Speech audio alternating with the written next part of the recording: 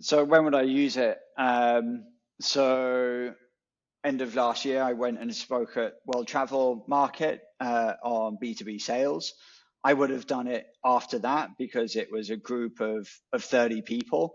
Um, I think that would have been an excellent. We were in a room close together. You can send someone a LinkedIn message or an email. People ignore it. They're busy. So I would have used it in that situation. They know exactly who I am. They know what I'm talking about. I spoke to most of them very, very briefly, but didn't have the time for further conversation. So I think that would have been an excellent opportunity. Um, Recently we've run a summit, and there were lots of people asking questions in that summit. There was some follow up afterwards. I think that's another example where I would probably have someone use warm calling. You can send someone an email post summit. That's great, but actually, when someone has come and they've been engaged and they've been asking questions in the chat, I think that would be a good opportunity.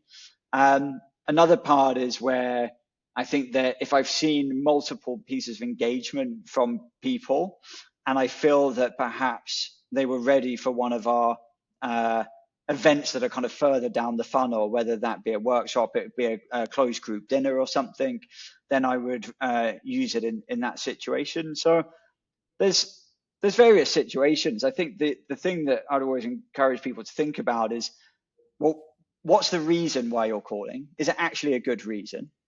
Because if the reason's good, I think that's half of your problem gone. Like, it's a genuine reason to do the call. The second part of it is actually, what are you trying to do in the call? If there's no reason, we might have been at the same conference and you're trying to book a sales call out of it, you're going to struggle always. That's essentially cold.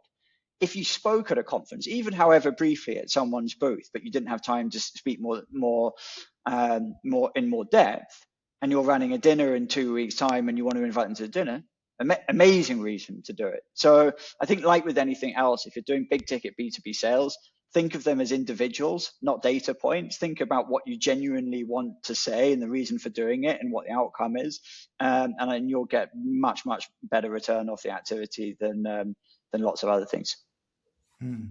I actually had a meeting with someone this morning and I was explaining, the concept and process to them. And they said to me, when is the right time? And I actually went back to something that I think it was you that said to me, a couple of years ago, which was 3 handshakes to success.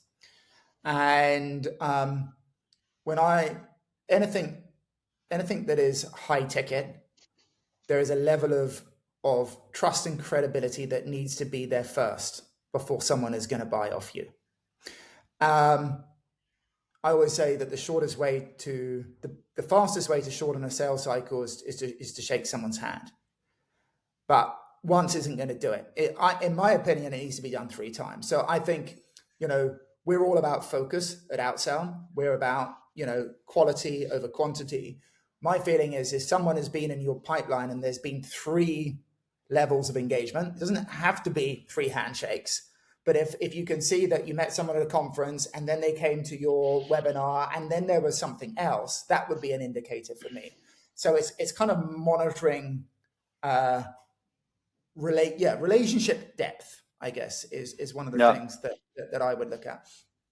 Just another couple of things, I guess, is that when you do this and then combine this with intel around accounts and people, I think then it's pretty powerful. If you're looking at if you're doing a lot and you've got potentially 200 engaged prospects, then I think you need some sort of tiering in place to understand, who do you focus on? And that's where sales intelligence, I think, comes into play, and understanding what's happening at a role level, what's happening at an account level. So I think that's key. Another thing it just made me think of, and kind of, I guess, trying to defend, and some people that are doing cold volume outbound, like this client I spoke to yesterday, is that actually, if you are doing that, I think there are ways to potentially utilize this tactic. It's a lot harder, but an example of this would have been a company a while ago. They were doing volume email, cold outbound, and that's kind of all they were doing. And they would get loads of replies back from kind of target accounts saying, oh, we already have an agency. But no one ever followed up after that. No one ever kind of rang them and said, hey, hey, Richard, thanks so much for answering my email. By the way, you said you had an agency. I just wanted to understand that a little bit more. It's still pretty cold, but it's not completely cold because someone has actually taken the time to reply.